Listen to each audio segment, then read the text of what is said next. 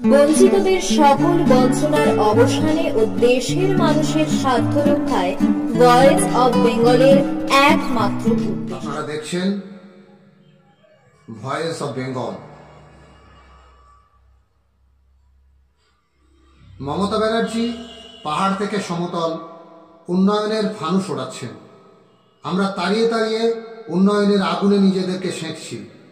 জানতাম উন্নয়ন মানে শিক্ষা, স্বাস্থ্য, মানুষের রোজগার, নিরাপত্তা, আরও কত কি।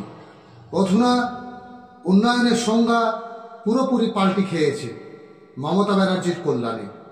এখন উন্নয়ন প্রশ্ন করতে শেখায় না, অর্থাৎ প্রশ্নকর্তার সংখ্যা কমাতে বদ্ধপরিকর। এখনকার উন্নয়ন স্বাস্থ্য পরিষেবার কথা বলে না, বলে অলাভজনক প্রতিষ্ঠান বন্ধ করার কথা। রোজগার না বলে ভাতা ও ভাণ্ডারের গল্প শোনায়, ঠিক যেন ভাতার মেরে ভাত দেওয়ার মতো। জয় বাংলা মানে চোখের ব্যামো নয়, ওটা এখন উন্নয়নের স্লোগান। জয় তু হে ভবে। মমতার প্রচারণার উন্নয়ন বনাম সাংবিধানিক উন্নয়ন কি বলে?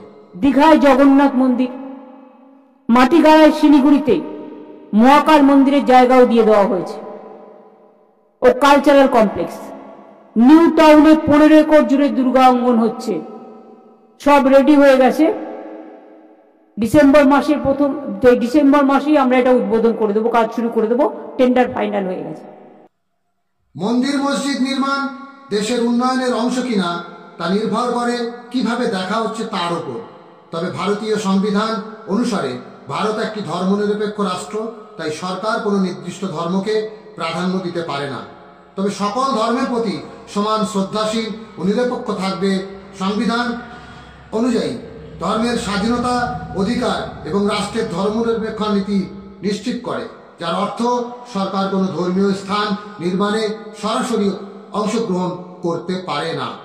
যদিও ধর্মীয় প্রতিষ্ঠানগুলি তাদের নিজস্ব তহবিল থেকে এমন কাজ করতে পারে। ভারতীয় সংবিধানের প্রস্তাবনা অনুযায়ী ভারত একটি ধর্মনিরপেক্ষ রাষ্ট্র। এর মানে রাষ্ট্রের কোনো নির্দিষ্ট ধর্ম নেই, এটি সকল ধর্মের প্রতি সমান আচরণ করবে। ধর্মীয় স্বাধীনতার অধিকার, প্রত্যেক নাগরিকের নিজের ধর্ম পালন, অনুশীলন ও প্রচারের স্বাধীনতা রয়েছে। তবে এটি জনশৃঙ্খল, নৈতিকতা ও স্বাস্থ্যের পরিপন্থী হতে পারবে না। সরকার কোনো নির্দিষ্ট ধর্মকে সমর্থন বা প্রচার করতে পারবে না, যা রাষ্ট্রীয় অনুদানপ্রাপ্ত শিক্ষা প্রতিষ্ঠানে ধর্মীয় প্রার্থনা নিষিদ্ধ করার মাধ্যমে প্রতিফলিত হয়।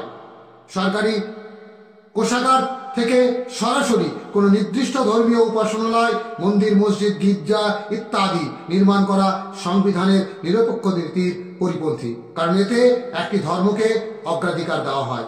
মন্দির বা মসজিদ নির্মাণে ব্যক্তিগত বা ধর্মীয় ট্রাস্টের তহবিল ব্যবহার করা যেতে পারে, যা সংবিধানের ধর্মীয় স্বাধীনতার অধিকারের আওতায় পড়ে।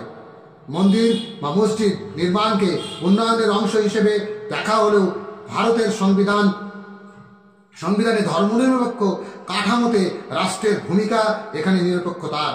অযোধ্যা রাম মন্দিরের মতো কিছু ক্ষেত্রে এটি একটি ধর্মীয় ও রাজনৈতিক বিতর্কের বিষয় হয়ে দাঁড়িয়েছে, যেখানে সাংবিধানিক নিরপেক্ষতা ও ধর্মীয় স্বাধীনতার মধ্যে ভারসাম্য রক্ষার প্রশ্ন উঠেছে। সংবিধান অনুযায়ী মন্দির বা মসজিদ নির্মাণ দেশের উন্নয়ন হিসেবে বিবেচিত হতে পারে যদি তা ধর্মীয় স্বাধীনতার পরিপন্থী না হয়। কিন্তু সরকারের উচিত নয় সরাসরি সরকারি অর্থে কোনো নির্দিষ্ট ধর্মীয় স্থান নির্মাণে যুক্ত হওয়া, কারণ এটি একটি নিরপেক্ষতার নীতি লঙ্ঘন করে। ভিডিওটি ভালো লাগলে লাইক, কমেন্ট ও শেয়ার করে বঞ্চিত মানুষদের অধিকার নিয়ে কথা বলার অনুপ্রেরণা যোগাবেন। সেই সাথে অহেতুক কটু কথা না বলে গঠনমূলক সমালোচনা করে ভুল শুধরে দেবেন। আপনাদের সমালোচনাকে পাথেয় করে আমাদের এগিয়ে চলা। সকলে সুস্থ থাকুন, ভালো থাকুন। ইনকিলাব জিন্দাবাদ। ভয়েস অব বেঙ্গল, বঞ্চিতদের আস্থার প্রতীক।